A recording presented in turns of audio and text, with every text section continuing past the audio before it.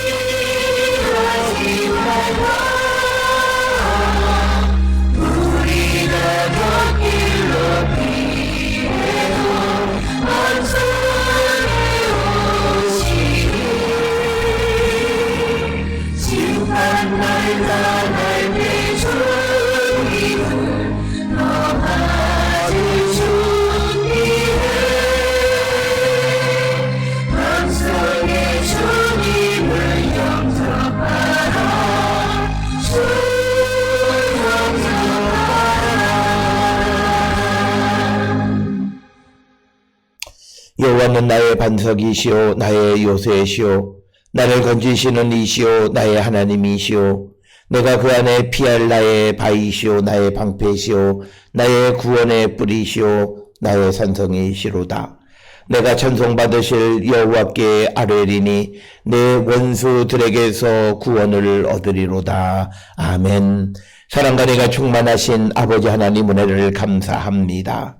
죄로 인하여 죽을 수밖에 없는 우리를 구원하기 위하여 독생자 예수 그리스도를 이 땅에 보내시고 십자가 보혈의 공로로 우리를 죄와 사망에서 생명의 길로 인도해 주시었고 하나님 백성 삼아 주시오니 그 크신 은혜를 기억할 때에 감사와 찬송과 영광을 주께 돌리옵나이다. 우리가 이처럼 구원의 은총을 입은 자로서 주님 다시 오실 때까지 우리의 믿음을 지켜갈 수 있도록 성령의 충만함 주시고 능력 안에 모든 유혹을 이기게 하시니 또한 그 은혜를 기억할 때에 감사와 찬송과 영광을 돌리옵나이다. 오늘 우리가 되어진 모든 모습, 우리의 믿음의 모습 어느 것 하나도 하나님의 은혜가 아닌 것이 없음을 발견하며 더욱더 큰 영광과 감사와 찬송을 주께 돌리었고 오늘 이 한날을 살아갈 때에 주께서 우리를 구원하시고 우리에게 새 생명 주신 그 사명을 그 목적을 분명히 기억하며 이루기를 결단하는 우리 모든 성도들에게 인도하여 주시옵소서. 예수께서 우리를 구원하여 주시고 또 우리에게 새 생명 허락하신 것은 이제는 우리가 나를 위하여 살지 아니하고 그리스도와 복음을 위한 삶을 살아가게 하기 위하여 그리고 우리를 구원하신 우리 생명의 근원이신 예수 그리스도를 세상에 전하는 삶을 살기 위하여 우리를 구원하셨고 또한 지금까지 은혜 베풀어 주시는 것임을 기억하며 오늘도 우리가 이 땅을 살아갈 때에 우리에게 주신 사명을 기억하며 그 사명을 이루기를 결단하는 우리 모든 성도되게 하여 주시옵소서. 아버지께서 우리에게 성령의 능력을 주셨고 성령을 통하여 우리에게 은혜를 베풀어 주신 것은 우리로 하여금 복음을 전함으로 세상을 구원하는 사명을 감당하게 하기 위한 것임을 분명히 기억하여서 우리가 우리의 믿음의 삶이 자기 자신의 부귀와 영화를 위한 수단이 되지 않게 하여 주시고 우리가 하나님 나라의 도구로서 하나님 나라의 일꾼의 사명을 감당하기를 결단하는 저희들 되게 하여 주시옵고 오늘도 우리에게 주신 사명에 충실한 삶을 살기로 결단하는 우리 모든 성도들에게 인도하시고 하나님 복 내려 주시옵소서. 아버지 우리가 이 땅을 살아가며 어느 것 하나도 우리의 힘과 능력으로 할 수 있는 것은 아무것도 없음을 분명히 기억하며 겸손히 하나님 앞에 주의 도움을 구하는 저희들 되게 하여 주시고 하나님 우리에게 허락하신 능력 안에서 우리가 맡겨진 일에 충성을 다하는 거룩한 백성이 되게 인도하시고 하나님 복 내려 주시옵소서. 아버지 지금 우리가 살고 있는 이 땅은 코로나19로 말미암아 모든 것들이 제자리를 잃어버리고 있는 이때에 오늘 믿음을 가지고 세상을 향해 나가는 우리 모두가 믿음 안에서 먼저는 세상을 구원하는 사명이 주어졌음을 기억하며 우리가 세상을 사랑하는 자 되게 하여 주시옵소서. 아버지께서 너희는 서로 사랑하라 말씀하셨던 것처럼 우리가 사랑할 수 없는 자까지 사랑할 수 있는 능력을 하늘로부터 받는 거룩한 백성이 되게 우리를 인도하시고 복 내려 주셔서 이 땅에 그리스도의 사랑을 심고 또 이 땅에 하나님의 나라를 이루어 가는 데에 우리가 일조를 하는 거룩한 성도 되게 하나님 인도하여 주시옵소서.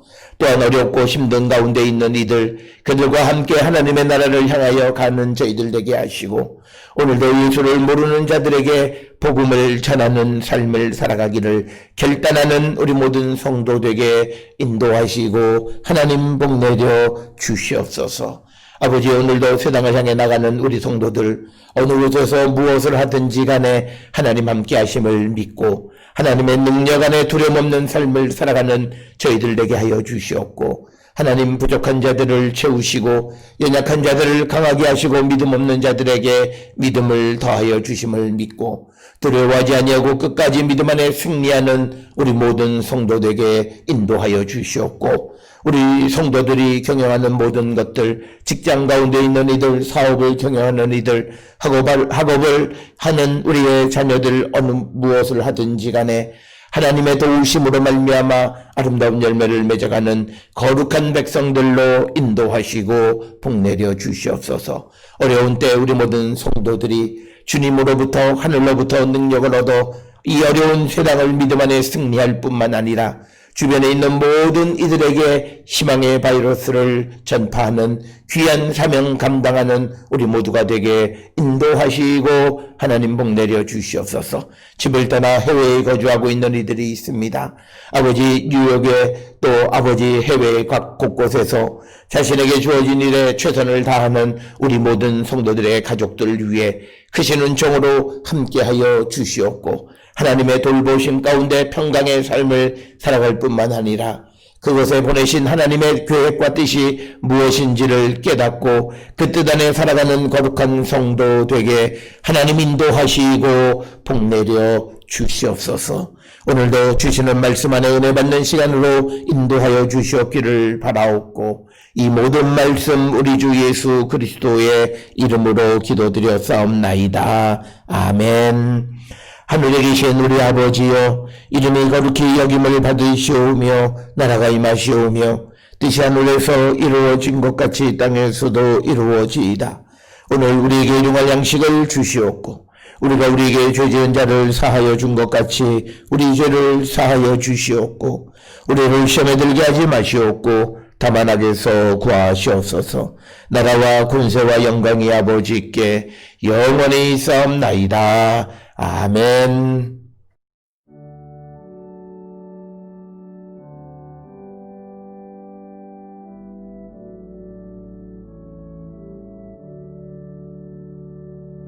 우리 기도를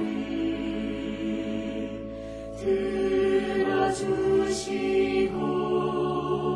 주님의 평화를 내려주소서.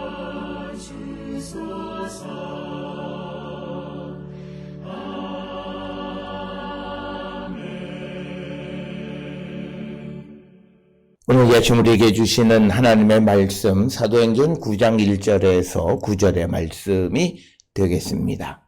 9장 1절에서 9절에 있는 말씀 한 목소리로 합독하시겠습니다.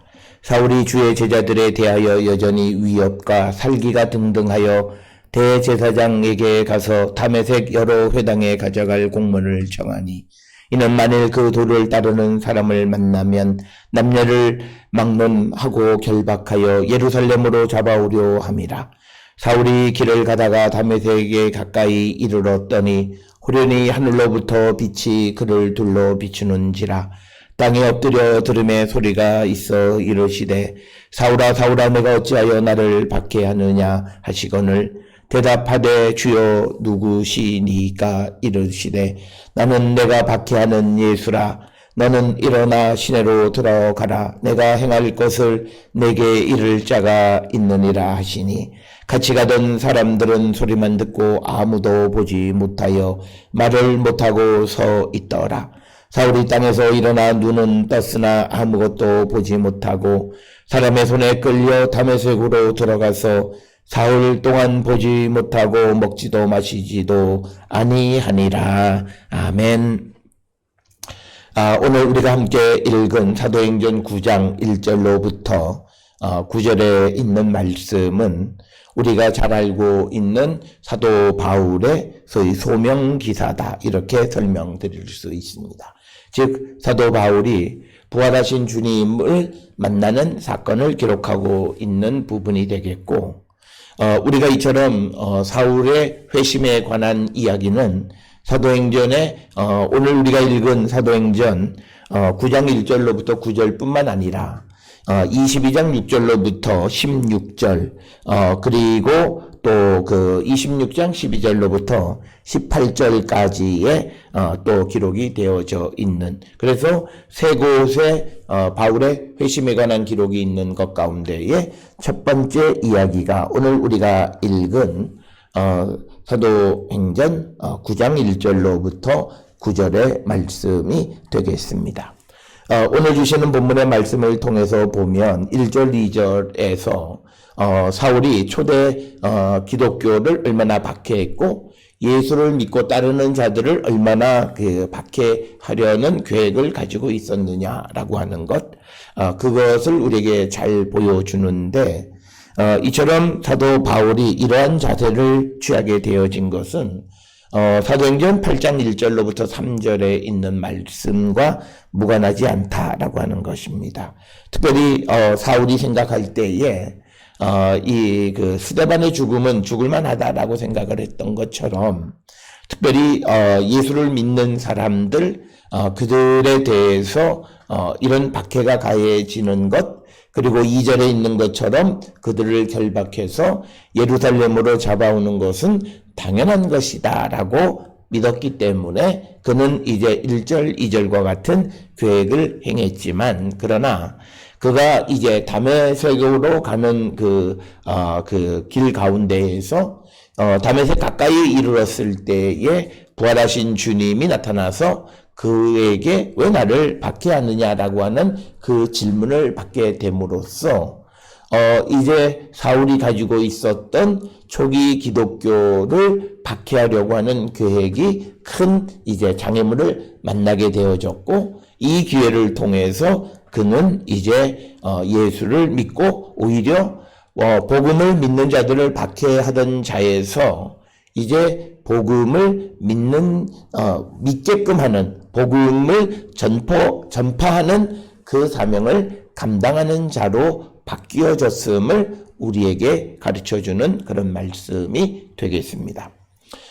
우리가 지난 시간에 이 빌립의 이야기를 통해서 내시였던 에티오피아의 사람, 즉 이방인이면서 내시에게 구원의 문이 열리는 것, 그것을 우리에게 보여주었고, 뿐만 아니라 예수를 박해하고 초대 기독교를 박해하던 자들에게도 구원의 문이 활짝 열렸다라고 하는 것을 우리에게 보여주는, 그래서 우리가 복음을 전하는 사명을 감당하는 사람들은 우리들 스스로 어떤 경계와 제약을 두어서는 안 된다라고 하는 것을 오늘 우리에게 보여주시는 것이 되겠습니다. 따라서 오늘 주시는 사도 바울의 회심에 관한 소명 기사를 통해서 우리도 살아계시는 주님을 만나 뵙고, 이제 우리가 주님을 박해하는 것은 아니지만 그러나 주님의 뜻과 거스르는 삶을 살아가는 자들은 아닌가, 다시 한번 우리를 성찰하면서 우리를 부르신 주님의 뜻에 합당한 삶을 살기로 결단하는 우리 모든 성도들이 될 수 있기를 주의 이름으로 축원합니다. 오늘 주시는 본문의 말씀을 통해서 보면 1절에 사울이 주의 제자들에 대하여 여전히 위협과 살기가 등등하여 대제사장에게 가서 다메섹 여러 회당에 가져갈 공문을 청했다, 이렇게 기록이 되어져 있습니다. 앞에서 설명드렸듯이 사도 바울은 예수를 믿는 사람들을 박해하는 것에 대해서 너무나 당연하게 생각했던 그런 사람이었기 때문에 자기 스스로 이제 대제사장에 가서 다메섹에 있는 예수를 믿는 사람들을 박해하기 위한 어떤 공문을 청하게 됐다라고 하는 겁니다. 우리가 잘 아는 것처럼 사도행전 8장 1절에서 이 사울은 스데반 집사의 죽음에 대해서 당연하게 여겼다라고 하는 그런 표현이 있고, 그리고 사도행전 8장 3절에 보면 사울이 교회를 잔멸할새 각 집에 들어가 남녀를 끌어다가 옥에 넘기니라라고 하는 것이 2절에 나와 있는 것처럼 다메섹 여러 회당 다메섹으로 가서 예수를 따르는 사람들을 잡아다가 예루살렘으로 잡아다가 옥에 가두려고 하는 것, 그것을 당연히 여기고 그런 계획, 초대 기독교를 박해하는 계획을 세웠던 것을 묘사하는 것이 1절, 2절의 말씀이 되겠습니다. 오늘 주시는 본문의 말씀을 통해서 사울이 이 예수님에 대해서 또 초기 기독교 공동체에 대해서 얼마나 적대감이 컸는가라고 하는 것은 1절에 나와 있는 것처럼 여전히 위협과 살기가 등등했다라고 하는 겁니다. 오늘 주시는 본문에서 에티라고 하는 이 여전히로 번역이 되어져 있는 이 말씀은 아마도 스데반 집사의 죽음 그리고 죽음 이후에 많은 예루살렘에서 예수를 따르던 자들이 흩어지는 그런 상황, 그래서 시간이 조금 지난 그 다음에도 변함없이 그가 교회를 박해했다라고 하는 그런 의미로서 오늘 주시는 본문에 여전히라고 하는 말씀이 되겠고, 그에게서는 위협과 살기가 등등했다라고 하는 겁니다. 오늘 그 등등하다라고 번역이 되어져 있는 그 헬라어 동사 엠프네오라고 하는 이것은 무엇을 뿜어내다라고 하는 거예요. 그러니까 뭐냐면 위협과 살기를 뿜어내고 있다라고 하는 겁니다. 그래서 그가 변함없이 앞에 스데반 집사가 죽었을 때 그 상황 묘사하는 사도행전 8장 1, 2, 3절의 이야기와 연결되어서 그때와 다름없이 위협, 살기를 뿜어내고 있었다. 그래서 그가 대제사장에게 갔다. 여기에 등장하는 대제사장은 아마도 안나스로 추정이 됩니다. 사도행전 4장 6절에 보면 우리가 그렇게 추정할 수 있는 이 안나스에게 가서 2절에 다메섹 여러 회당에게 가져갈 공문을 청했다라고 하는 거죠. 회당으로 가져간다라고 하는 것은 유대인들로서 이제 예수를 믿는, 즉 예수의 가르침, 복음을 믿는 사람들을 잡아오기 위한 것이었다. 그래서 오늘 주시는 1절과 2절에서 이 사울은 유대인으로서 이 예수의 가르침을 믿는 사람들을 박해하는 일을 했다라고 하는 거죠. 그렇다면 그가 예루살렘에서 가까운 사마리아로 가지 아니하고 그가 특별히 다메섹으로 갔던 이유는 무엇일까? 이것은 성경에 언급이 되어 있지 않기 때문에 우리가 알기는 매우 어렵습니다만, 많은 주석가들이 생각하기에 그 사도 바울, 즉 사울은 유대인으로서 예수를 믿는 사람들을 박해하려고 하는 것, 그들이 틀렸다라고 하는 거죠. 그렇기 때문에 그러니까 사울에게 있어서 확실히 유대인으로서 예수 믿는 사람들이 다메섹에 있다는 거죠. 사마리아는 전통적으로 유대인들의 생각에 사마리아는 이방인과 혼혈되어져 있는 사람들이라고 생각해서 전형적으로 그들을 유대인으로 생각하지 않았던 그 사울의 사고가 반영되어 있고, 당시 예루살렘 사람들의 사고가 반영되어 있는 것이 오늘 주시는 왜 하필이면 그가 다메섹 회당으로 갔느냐라고 하는 것에 대한 해답이 되어질 수 있고, 그것은 우리가 이제 여러 가지 또 다른 관점에서도 설명할 수 있지만, 특별히 우리가 앞에 나와 있는 소위 사도행전 8장의 빌립의 이야기나 또 이어지는 오늘 주시는 사도행전 9장의 이야기 속에서 우리가 생각해 볼 때 아마도 사울이 생각하는 것은 다메섹 회당에 있는 자들이 정말 유대인으로서 예수를 믿는 사람들이 있었다라고 하는 그런 소문을 듣고 그들을 잡아오기 위해서 이제 대제사장이었던 안나스에게 공문을 청했다라고 하는 것으로 우리가 추정할 수 있다라고 하는 겁니다. 특별히 오늘 주시는 1절, 2절에서 가장 중요하게 이 사도행전에서 강조하는 것은 사울은 예수의 도를 따르는 사람을 박해하는 박해자였다라고 하는 것을 강조하는 겁니다. 이 박해하던 사람이 이제 예수의 복음을 믿게 되어졌다라고 하는 거죠. 이처럼 복음은 경계가 없다라고 하는 거예요. 누구든지 그 복음에 반응하는 사람들에 대해서 새로운 구원의 문이 열려진다라고 하는 거예요. 특별히 이것은 우리가 유대인들의 생각에는 전혀 구원받을 수 없다고 생각했던 이방인, 그 이방인 중에서도 고자였던 에티오피아 내시가 복음을 듣고 세례를 받는 반응을 통해서 그에게 구원의 문이 열렸던 것처럼 이 복음의 말씀, 예수의 가르침을 듣고 따르는 자들은 그가 누구냐의 구분 없이, 어떤 제약 없이 누구나가 다 복음을 영접할 수 있고 받아들일 수 있음을 우리에게 보여주는 것이 오늘 우리에게 주시는 9장에 등장하는 사울의 회심의 이야기다라고 하는 겁니다. 우리가 성경을 통해서 그저 한 사람의 회심 이야기를 기록한다면 성경에는 많은 회심에 관한 이야기들이 기록이 되어져 있습니다. 그러나 특별히 이 사도행전 9장 1, 2절 그리고 9장 1절로부터 9절까지 해서 이런 장황하게 그리고 더 나가서 우리가 사도행전 22장 6절로 16절이나 26장 12절에서 18절까지 해서 여러 차례 그리고 바울 서신의 여러 부분에서 회심에 관한 이야기를 말하는 것은 복음을 전하는 대상에는 그리고 복음을 듣고 그 복음에 반응하는 예수를 영접하는 자에게는 어떤 제약도 없다. 예수를 박해하던 자까지도 그 복음에 반응을 하게 될 때, 예수를 영접하게 될 때 그들에게 새로운 구원의 문이 열림을 우리에게 가르쳐 주는 것이 오늘 주시는 9장 1절로부터 9절의 말씀이 되겠다라고 하는 겁니다. 그러면서 이제 3절에 기록되어 있는 것은 사울이 길을 가다가 이제 9절로부터 3절로부터 9절까지가 이제 사울이 부활하신 주님을 만나는 이야기가 구체적으로 기록되어 있는 부분이 3절이 되겠습니다. 다윗에 가까이에 이르렀더니 호련히 하늘로부터 빛이 그를 둘러 비췄다라고 하는 것입니다.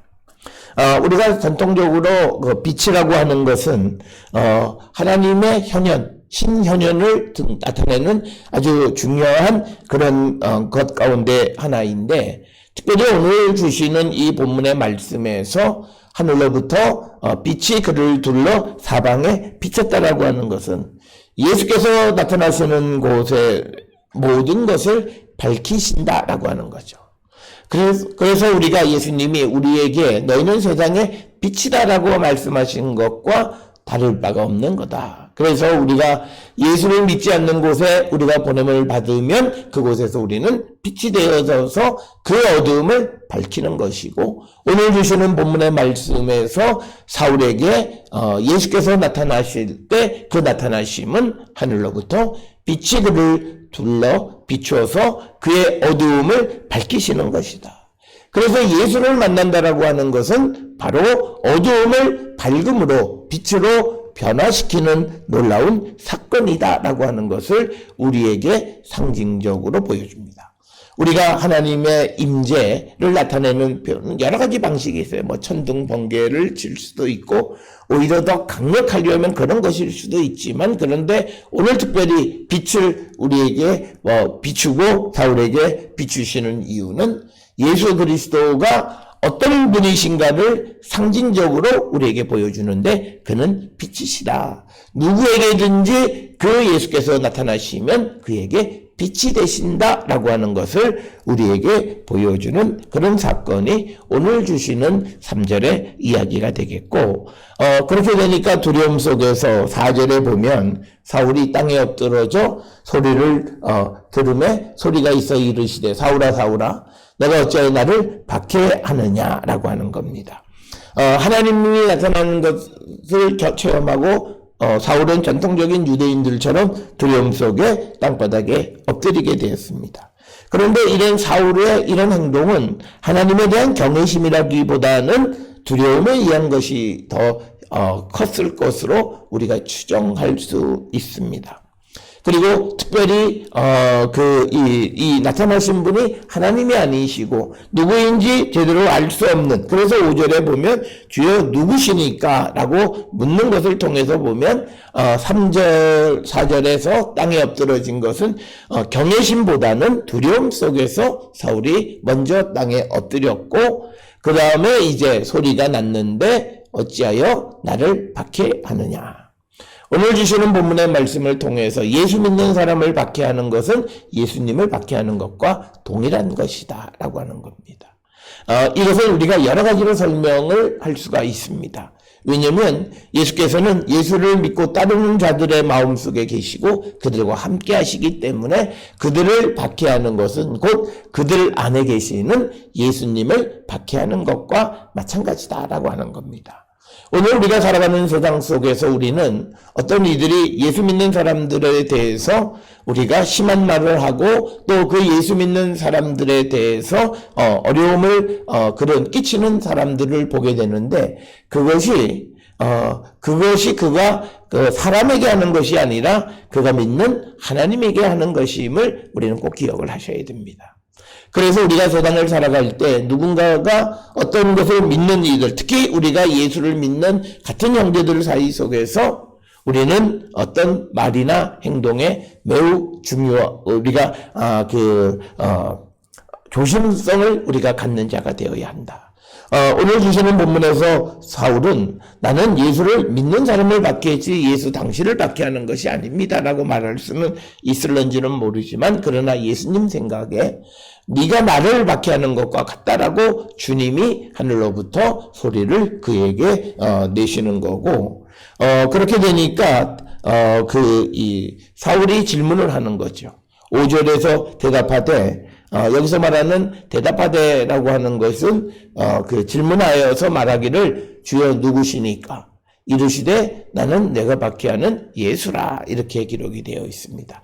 그래서 오늘 주시는 5절에서 예수 믿는 자들을 박해하는 것은 그들이 믿는 예수님을 박해하는 것과 동일하다라고 하는 거예요.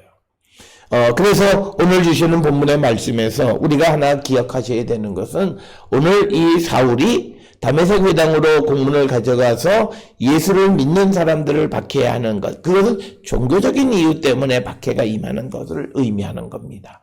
그래서 오늘 우리가 누군가가 예수를 믿는 것 때문에 그를 박해하는 그런 삶을 우리가 살아서는 안 된다라고 하는 것을 우리는 꼭 기억을 하시고, 특별히 우리가 믿음을 가지고 있는 사람들에 대해서 우리가 심한 말을 하거나 심한 행동을 하는 그런 인격을 모독하는 그런 언사를 행하는 것은 바람직하지 않다. 그것은 그 안에 계시는 예수를 박해하는 것과 같은 것이다 라고 하는 것을 우리에게 보여주는 그런 말씀이 되겠습니다.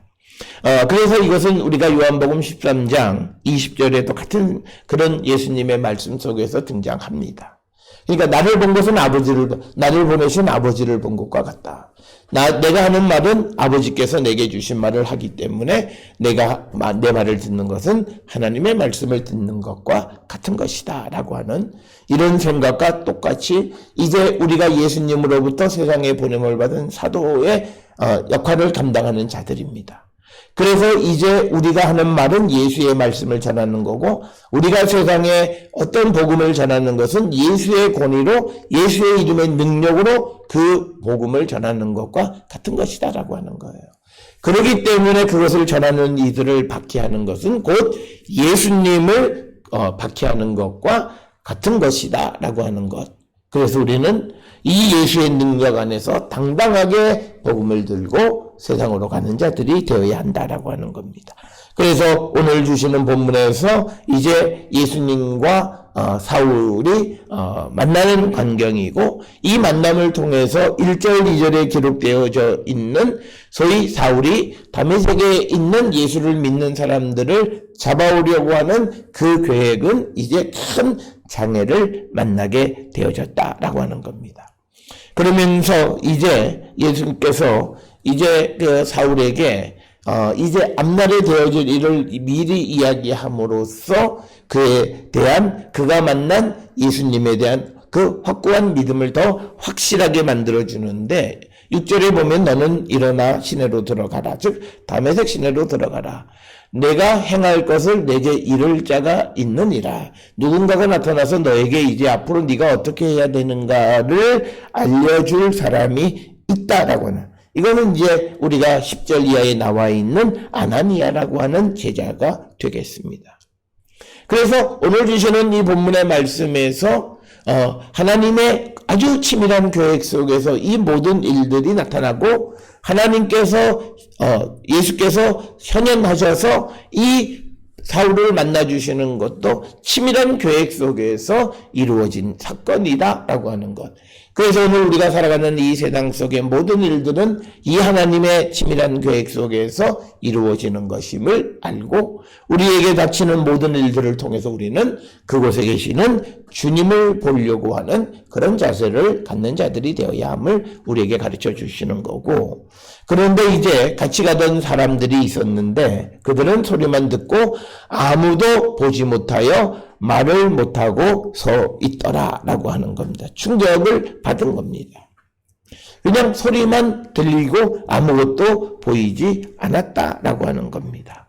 그래서 이제 8절에 사울이 땅에서 일어나 눈은 떴으나 아무것도 보지 못하고 사람의 손에 끌려 다메섹으로 들어가서 사흘 동안 보지 못하고 먹지도 마시지도 아니하니라, 이렇게 기록이 되어져 있습니다. 8절에 보면은 사울이 눈은 떴지만 그러나 아무것도 보지 못했다. 그래서 사람의 손에 끌려서 다메섹으로 들어가게 되어졌다라고 하는 것. 그래서 오늘 주시는 본문의 말씀을 통해서 우리에게 어떤 대비를 나타내는 것은 그가 아무것도 보지 못하게 됨으로 인해서 그는 이제 영적인 눈이 뜨여지게 되어진다. 육적인 시력은 잃어버렸지만 오히려 영적인 눈이 열리고 환상을 보게 되는 그런 아이러니를 우리가 직면하게 된다.